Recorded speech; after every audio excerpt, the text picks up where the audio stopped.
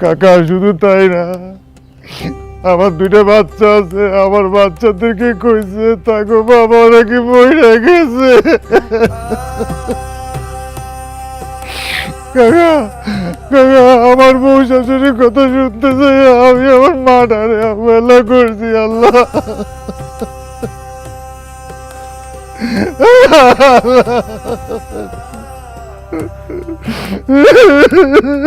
মা, ও মা।